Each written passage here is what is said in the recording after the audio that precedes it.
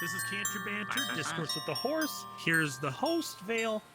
Have a good stream, guys. Take care. Love you, Vale. Bye-bye. See you later. Oh, it's already started? Oh, hi. Hi, hello, everybody. My name is Rosu. Nice to meet you. Did I present myself? Just like general presentation? Okay. Hi. My name is Rosu. Some people know me as PG Ross. I do different RPs, play games. I do Twitch every now and then, but a lot of people know me as this boy right here, Ellek Myth, part of Neon Divide, and somehow survive where it's just been an absolutely incompetent gremlin trying to befriend everybody in a world of chaos where everyone wanted to kill me. But I walk alive with only a shot in the head and nothing else. That's a story to tell. just scooch over there. I'm not that great. I always say this, and I always say I'm not that great. But yeah, I'll take a seat. That's also good. Actually, we're gonna sit in my real bed, just to like actual seat, and I hope I don't miss it and sit on the floor by accident. There it goes.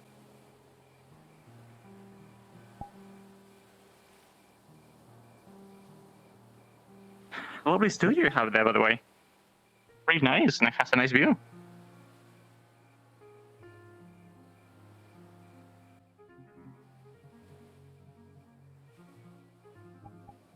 Let's go.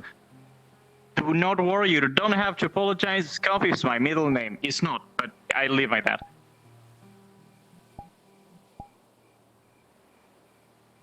Like 80% of my streams when I start is starting 10 minutes later because I have technical difficulties, and then I start, and then I lag, and then I'm like just like talking to chat with like a black screen, be like, this happened today, while I try to fix my things with my headset and everything.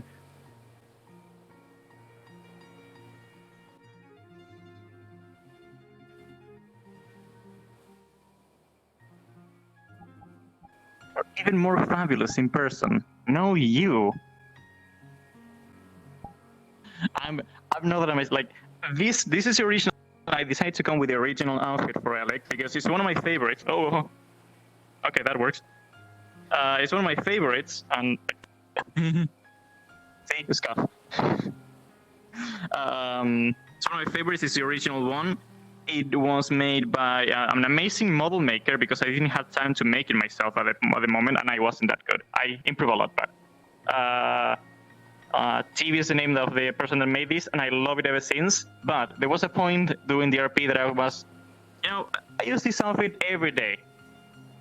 I want something new. And I started making models, and to this day, I think I have over 20 different outfits for Ellek.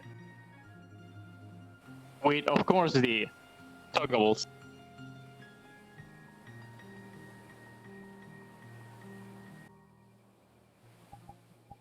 Do you have a favorite?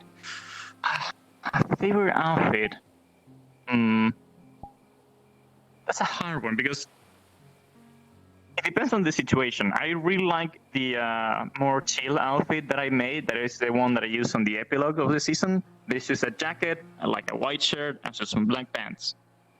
But when it comes to flashiness and uniqueness, I think this one is the one that like wins the prize because it's completely different from anything else that you see around in at least that RP or in general, because I haven't seen many people with shiny gold, white and black, with rings and all of these futuristic thing and kind of magical in a sense. Because an interesting story, when I was making the character and I had the design, I had everything exactly as it is except for this, the little like visor thingy. And one of the people that were checking on the character sheet said like, I like the design, but it doesn't look too cyberpunkish. It needs something else. And I look at it and I was like, add some glasses on that. That's all I did, and it was accepted after.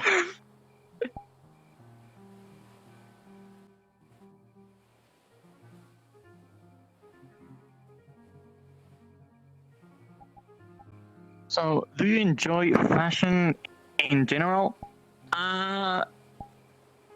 Actually, a little bit. I'm not like in real life too. I don't follow the extra fashion, the things that come, like the more popular things. Normally, how I dress, when I see something I like, I pick it and I use it, and I don't care about the if it's fashionable for the time or anything like that. For some, like right now, I'm using a shirt, just a normal shirt, but I had this shirt for I think 4 years, so I'm pretty sure it's like out of fashion at this moment because fashion just changes every year. But I still like it, so I still use it. And same for my avatars. I don't follow a specific kind of sense. On Ellek at least, I know that he likes like high-end things. So even if he goes undercover, I still try to make it more Ellek-y in a way of it has to have some flash onto it. Which normally gives me away because I remember one of the outfits I made to go into the row. It was just a jacket and the hair just like slicked back and some pants, like quite like normal kind of outfit. But it has all these shiny like runes on the arm and on the back. And everyone was just stopped by me, look at me, and we're like, Ellek, you look nice. I'm like, oh fuck, you know. But I try to keep something that identifies with Ellek. But I do like having change of outfit, but nothing like super strict.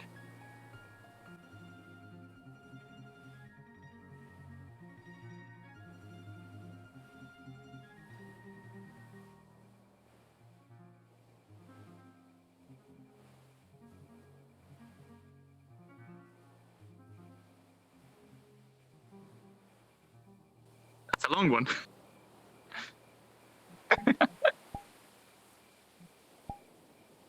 Ellek has such an emphasized personality. What sort of mindset do you put yourself in when acting? So it's an interesting story because when I made Ellek, when I first made him, I was told that corporate people have to be like kind of mean-ish, kind of like bad people, villains in some way. So I actually started as that.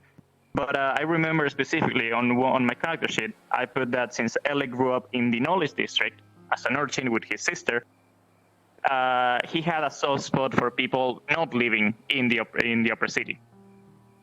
So I think it's just a thing of destiny that I got into Travers, former Soniti, and my co-workers were Bobber as Mr. V and Vice as Blaine, which were also in kind of that same mindset that they need to be corporate, but they like the other people. So the first 3 episodes, we were actually like evil corporate. We're gonna do this. We're gonna like make this space mission and get all of Mars. And that robot, the robot was B at the moment because apparently we didn't like B for some reason. And all of Talaris, I'm gonna send that into space and blew it up. So basically, we were on episode 3 thinking of massacre players. Luckily, it didn't come to that because the episode after that, me and Ellek and Mr. V walked together and we're like, I don't want to do that. That feels bad. And we didn't do that just because we were feeling bad and like in character. And everything kind of like naturally RP evolved into all of us coming together, realizing what Soniti did before we were in command. And that can evolve into a feeling of guilt and responsibility to make things better. Even though it went like against everything the other corporations did, we still keep a profile of business in some way. So we still made business with other corporations, but on the side, we were trying to contact with people that needed help. For example, at Vicse Diamond, we gave them money when they needed to or support when they needed to. And personally, Ellek was the most that was going personally to places to talk to people, help out however he could, even if undercover, because he knew that he was in danger if he was just like walking like this in any other place that was in the upper city. that's what kind of like sprung up the many outfits hiding thing for Ellek.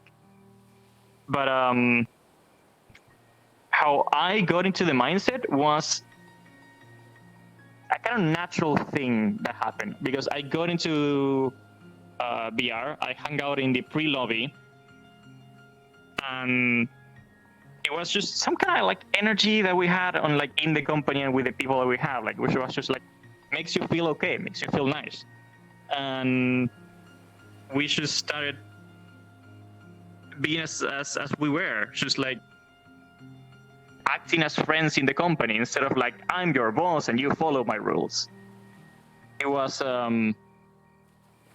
basically that, trying to act as a close, more family corporation that's just strict, like most of the other corporations up here, at least.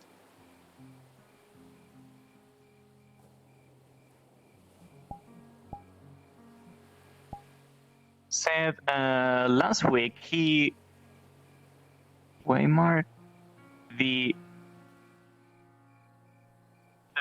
oh he Weimart where Weimit. Oh, he was meant to hate you, but too much fun. But would have too much fun. I mean, I took with Vice a little bit auto character, like before and after the sessions. Oh, it's seats. They're sticky seats. Like I knew he was supposed to be like a complete anti-corp character that was supposed to be like planning, scheming against other corps. But again, for things of destiny, he ended on Travers or Mercenity. That was the perfect corp to basically get on his side because everyone was already on that kind of mindset that corporations are there, they have power. If we want to like fix things, we kind of need to use that. So it's kind of the same like for Ellek. When I started, one of my character goals were climb up the corporate ladder and get a better position, yada yada yada. Third episode in, I'm declared CEO, so I'm like, okay, I guess that's my role for the day. So after that, it was just running the company and trying to get my second goal in, which was trying to find my twin sister, which I actually to this day never did. But I found another sister, which was Sia, played by Silent, and that was another like huge pull for Ellek to try to help the people in the row, because he found another family member that he never knew existed, and she lived in the row for so many years without his knowing anything about it.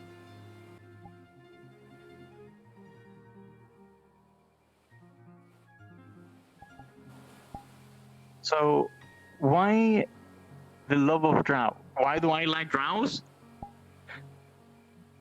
That's the thing. It's not that I love drows. The thing is like this character Ellek Myth is based on one of my most long-running D&D characters that I played before Neon Device started. That it was actually the same name, but it was, instead of being a drow, it was a pallid elf and a blaze singer. So basically a magician with sword skills. And I was just making the character sheet and I didn't know what to do. And then the idea of being a drow came to my mind because I like purple. I'm not gonna lie, my favorite color. So I was like, of all the elves, I could be a drow. I'm pretty sure there are not that many. There are quite a few, but not that many. There are not many elves in general, now I think about it. So I got to be an elf, which I wanted because it was the original character idea. And I get to be purple, which I love. But I'm really easily distinguishable in crowds because I'm just like bright purple.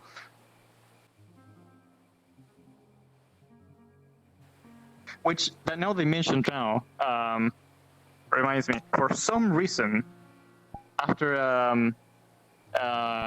they want me to like finish the thing, and then I just like do that. Okay. Oh god, that's it. Oh, a body. 1 second while I fix the scuff. I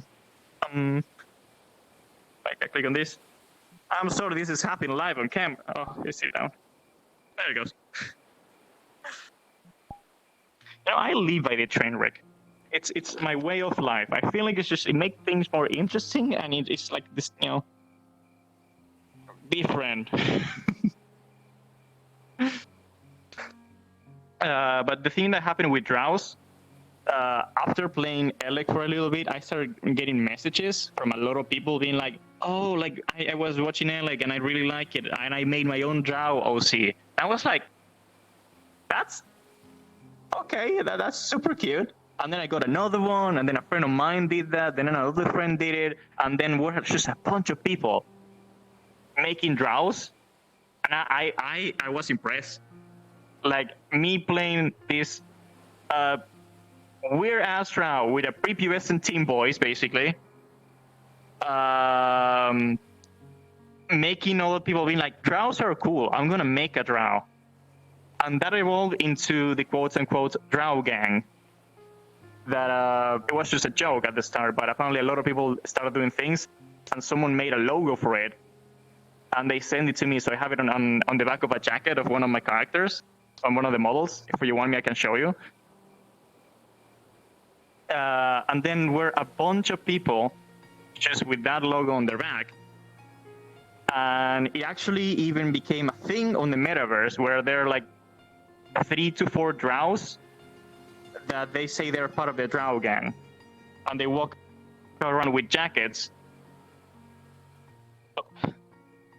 with this logo on their back.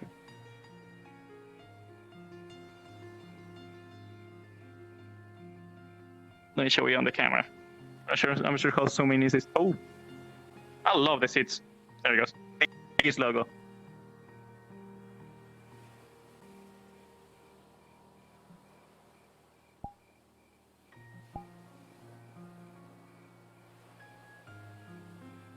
Happy to have a guest as Scuffy. Most of the times, I'm extremely scuffy. Like, you know how shameful of me it is when I'm in the middle of a corporate meeting in front of so many other people, and then scuffs happen, and my body starts flying away while I'm just trying to give like a really interesting speech to try to save the planet and such.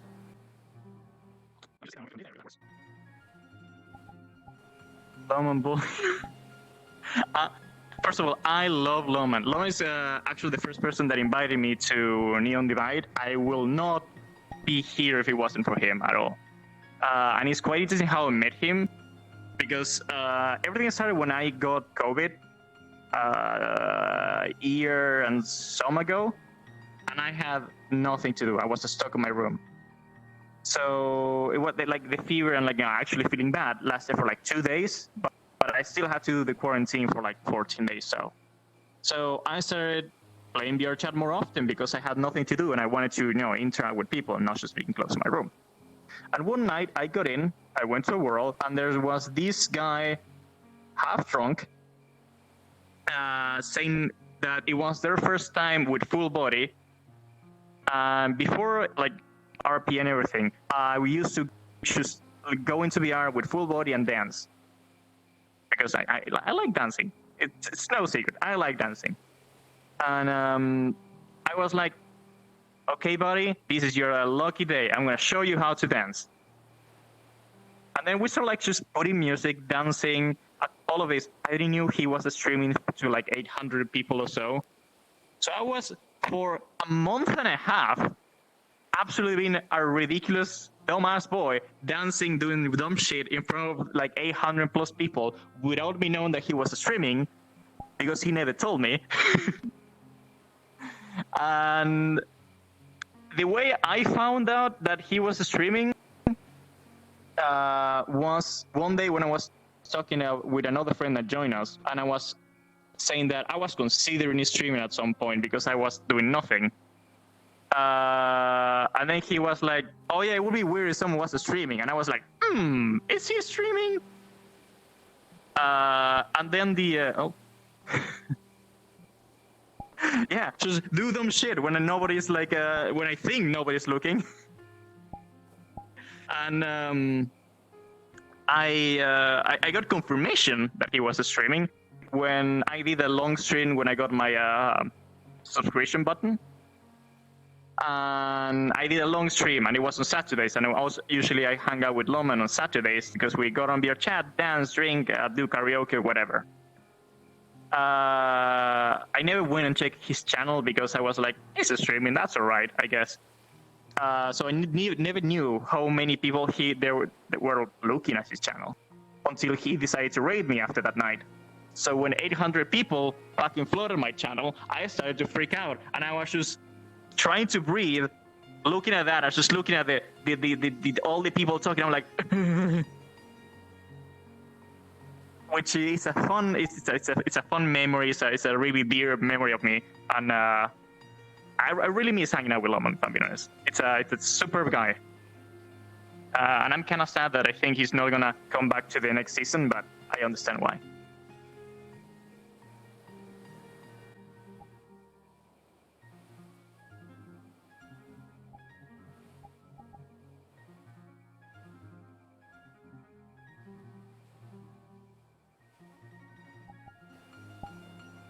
So why did you go for Cari Town? So basically for Cari Town, like Neon Divide was going. It was like more nearish the end, not at the end, but it was nearest the end. And someone that I invited to Neon Divide, the Gremlin Gigi, a friend of mine, close friend of mine, told me that she was going to be in Cari Town, which was like a branch of Ascension Academy. I had no idea what Ascension Academy was, I'll be honest. I don't keep up with any, like, fully honest. I didn't know what Neon Divide was until the moment like Goldman mentioned it to me. I had no idea VRChat RP existed until that moment. Like Neon Divide was my first VRChat RP ever. I didn't know it was a thing. But for Cari Town, my friend Gigi told me that she was on that, and I was like, I'm looking like maybe to get another RPs. Could like get into that? And she was like, sure, I'm sure I can vouch for you, and I'm pretty sure like a bunch of other people will vouch for you. So I got invited to the server, and then my silent Gigi, who else? And a bunch of other people too started vouching for me. I was like, all these wonderful, amazing, super popular people are vouching for me. Me, this little boy that does nothing. It's just this dumbass boy, and that always warms my heart.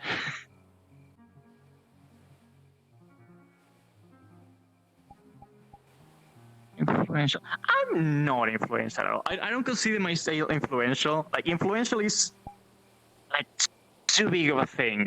I'm small. There are a few people know me.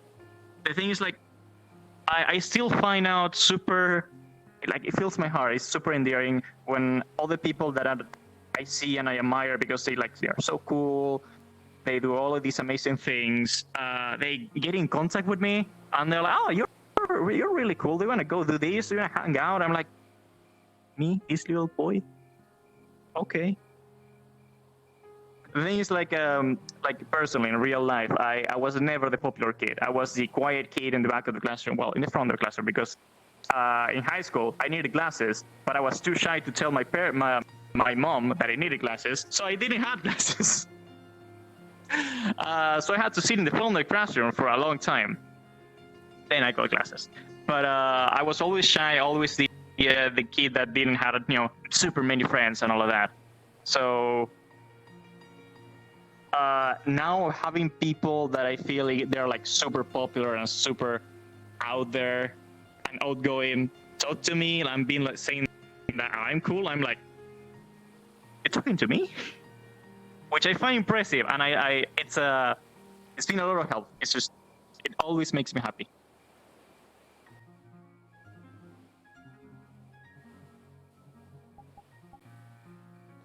Ended up being a CEO again in Cari Town. Yeah, but that's the thing. One of my I guess traits is personally I don't think like I'm like talented or like I'm good as skillful or many things. But one thing that I can say is, for some reason, I do consider myself lucky. I do consider myself extremely lucky because for some reason I'm always in the correct place at the correct time. For something to happen and someone talks to me or someone notices it, and I just go by the destiny, I guess. Because I'm not a super model maker. I know a little bit of coding, a little bit of modeling, but I don't excel in any of those. So it's more of a by chance thing that I just been riding along for a long time. Oh, no you. Oh, my body. So for some reason real life thing, this controller is kind of failing for some reason. So every now and then it just lost tracks. And I move when I try to point with this hand. So that's why it's just like zooming in the forward. Scuff. God damn. Okay, I'll stay seated, I guess.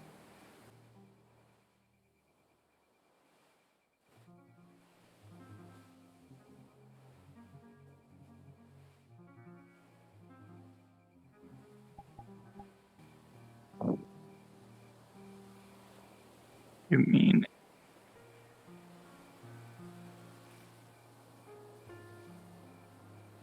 the first one? You meant the last word.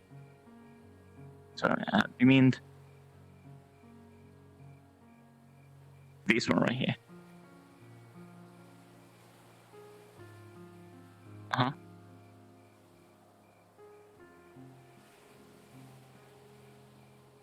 Oh, you mentioned D&D. Oh, me D&D, yes. You mentioned D&D. Have you been doing RP for a long time? At this point, I think I've been doing D&D for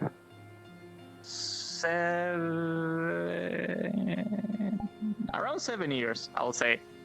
I started on around 2014, 2015, when a friend of mine told me about D&D that I never thought that it was gonna be like nobody do it in my city because I live in a smaller city than a big one. And he invited me to his group of friends, and actually my first D&D game was not actual Dungeons and Dragons. It was Dragon Age, which is a lot more unforgiving than D&D. So my first character, he was a human. I remember there were classes. It was kind of like a paladin, but it wasn't a paladin. That was like the aim for. But that character died to save a little girl, because he saved a little girl from some yellow fever infected people. And instead of biting the little girl, they bite me. And the thing is, there is no cure for the yellow fever unless you do a whole quest thingy. So the yellow fever basically turns you into it's basically rabies for humans, something like that. It turns you savage and angry. So I saved the little girl, and then we went on the quest because me and two of my other party members got bit too. We went outside, and we got told by a witch that we needed to bring a bag of really stinky moss to the middle of a swamp and boil it, and that will attract the fire goblins or something like that, and they will lead us to the place, to the cave that's supposed to have some plant that was secure. Problem is, we did that, we went there, we boiled the thing, and from the swamp, a giant red crab came out of the swamp, and I started eating the soup. And we started discussing with the party if that giant red crab was a fire goblin, because nobody has seen a goblin before, so we didn't knew what a goblin was. We knew that fire was red and that crab was red too.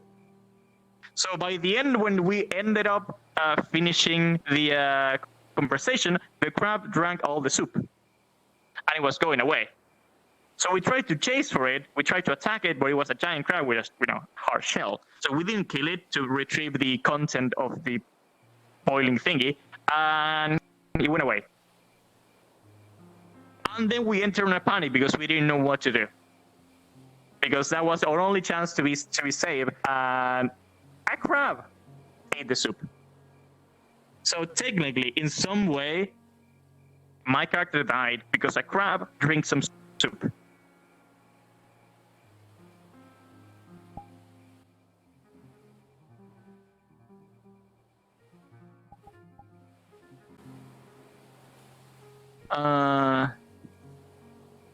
Sounds like...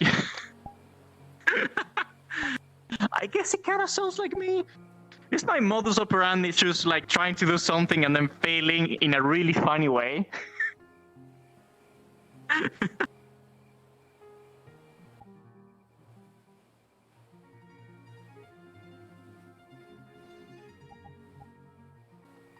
Or fabulous, and the first part, and something fabulous, of course.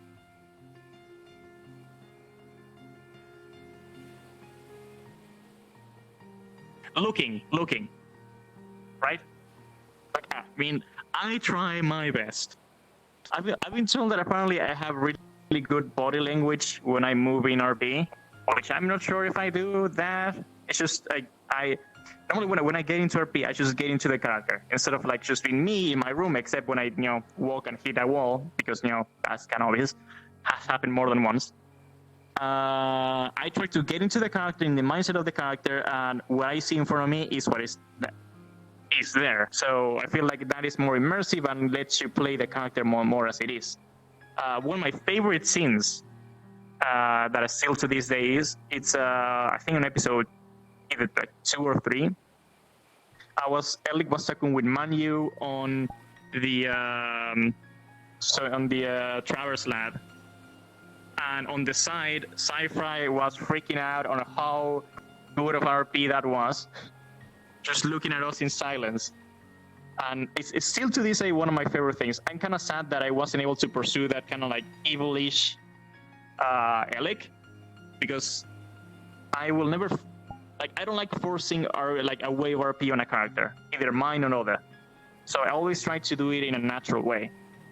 And the transformation that Ellek had from that kind of evilish idea that I had at the start, transformed into the caring boy that he became, and they're actually bring a lot of all the stories.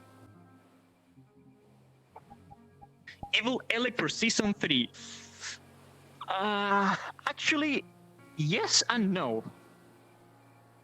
Do you want a little sneak peek of what I have planned? So, I had one of my minor flaws that was that Ellek on social situations, because since I planned that character just to be the chief engineer, when he was in specific social situations that he wasn't used to, he will get really like jittery and stutter and then like tremble on the words and everything like that.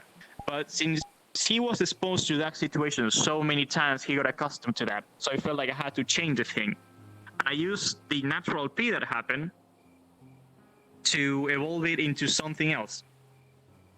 Like, he had so many breakdowns of conflict, trying to be good, but bad shit kept happening, and he trying to avoid that, but he had to make bad decisions. That minor flaw got changed into when Ellek gets stressed to a certain degree, I roll a dice. A 1 to 3. No, a 1 to 4. In a result of 1, 2, or 3, he changes personality until the problem is resolved. And there are 3 personalities. There is sorrow, which is the 3 personalities are represented with different masks that I have. They're going to be in the character. One is sorrow, that is gonna be like he's giving up on everything. He just sat down and looks sad and has no motivation at all. There's anger, that is the one that was shown on season 2 when Ellek nearly shot a traverse guard off the edge. Is the one with the golden teeth, honoring Goldman because corporate. And the last one was, I don't remember what the last one is. I have it written down somewhere. I think it was a scare or something like that, so he tends to flee. And if I roll a 4, then he becomes heroic, which is himself but trying to be more brave and being more astute on things. And that specific flaw will like just be like on specific situations, not like if it happens once, it's forever. I feel it's interesting, and I feel it will bring a lot more of play to things and confusion to other characters, which I am all up for.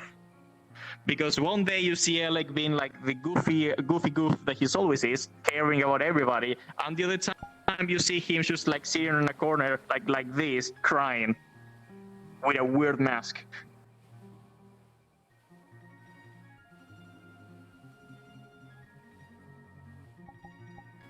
You play his breakdown so.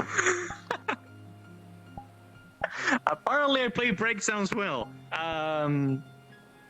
The thing is, it's part of like playing and part of like if you put yourself as a character in that situation, you get to a point when you're like, you feel like you have nothing else to do, and you're like, you feel hopeless because you want, as everybody, you want your character to succeed in some way. So if you're playing the character and then you feel like everything's done, nothing can be solved, this is it. Then you portray that by doing the actions that will come from that. Like in the case of when the orbital strike was about to hit and we weren't able to stop it no matter what. The only thing that was going through Ellek's mind was, people are gonna die. People are gonna die because of me. A lot of people are gonna die, and I cannot do anything to stop it. And to this day, Ellek has not killed anybody. Well, not technically. Ellek has shot 2 shadow bats. One escaped, the other one died. So, well, I guess Ellek killed one person. It was a shadow bat that was shooting at me. So it's yeah. I mean, that's quite interesting. Of all the people like fully armed to defend themselves, to kill like Valkyrie, the corporation, the only person in the upper sea that has killed a shadow bat is this boy. So that's, I guess, interesting in some ways.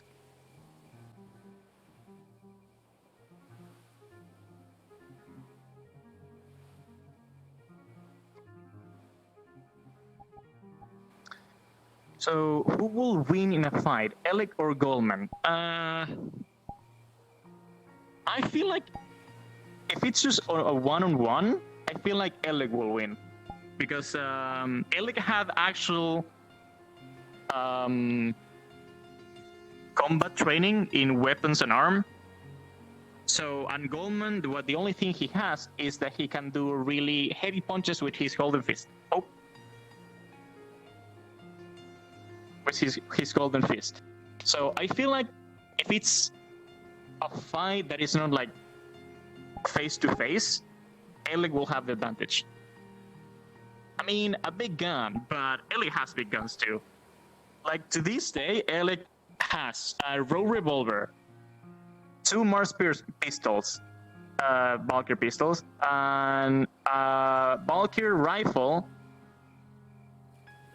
and 2 grenades for reasons.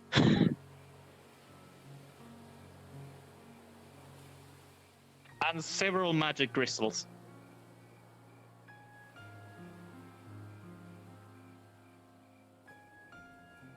Also power armor, now that I think about it.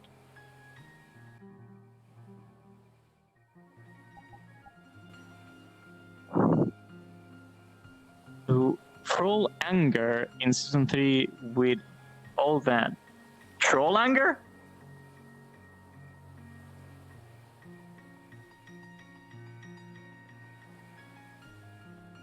Roll anger. What? Oh, what? Roll anger? What? Sorry, I'm confused. Maybe this.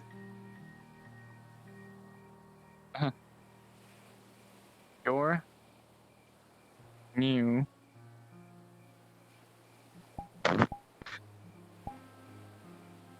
a new floor roll. I don't remember the. Funny thing, I don't remember the name of my flaws. I named them, and I don't remember the names at all after that. The only one I remember the name is the one that I named Shiny. That is basically when Ellek sees something that he likes, he needs to acquire it in some way. It could be a person or an object. I don't mean monetary and just like having a slave. For example, B, the robot, was we hired B because Ellek liked B, and he wanted to have B in some way. That's the only reason B started working for us.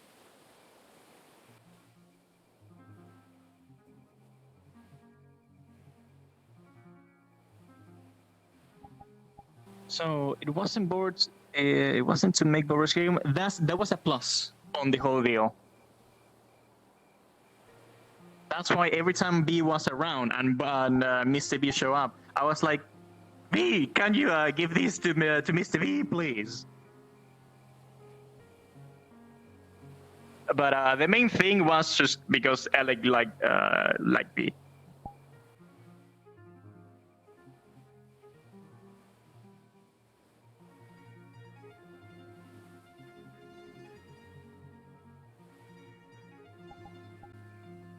Okay, is there anything or anyone you like to promote? To promote? Well, a lot of people actually. For instance, like you, but it's your own stream, so I cannot promote you. Shane is lovely. Bover is amazing. Gigi, my friend Gigi, the Gremlin, she plays Hoya. She was planning to start streaming for season 3. Absolutely, completely good egg. 100% vouch for her. Who else? Well, I'm not sure if Vice is gonna stream, but he's an amazing person too. A lot of people wanted him to stream on season 2, but he never did, sadly. I mean, a lot of people. I could have a whole ass list of people that I super appreciate, but well, I guess we have. I mean, Naomi is amazing. Red is super cool. You, Shinny, Spellboy, Wilkser, everyone. Oh, Papari. There he goes. Everybody that participates in Neon Divide, everyone is cool. Everyone's amazing. NPCs included. The whole community. Everyone makes everything amazing. And everyone in the chat right now, they are all amazing too. So, all of you are amazing. Have that in mind.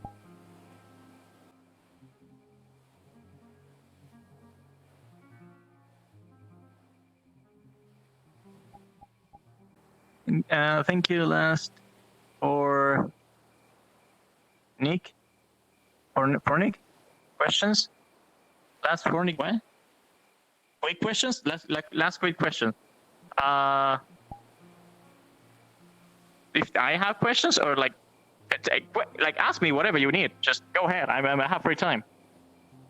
And if anyone in chat wants to ask something and you want to like relay that, I'm fine too.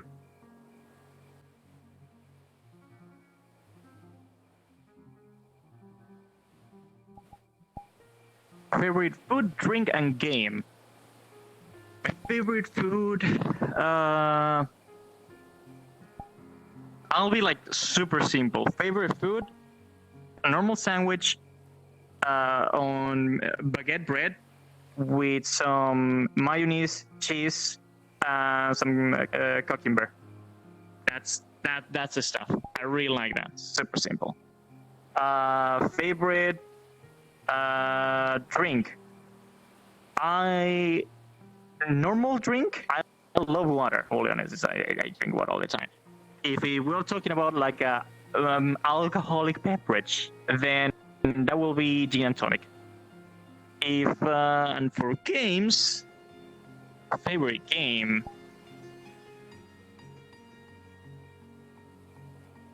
I don't have a specific favorite game. I believe I like a lot of games, but I do love, like, my most favorite franchise. It's Monster Hunter. I hands down love all those games, and Pokemon for sure. But those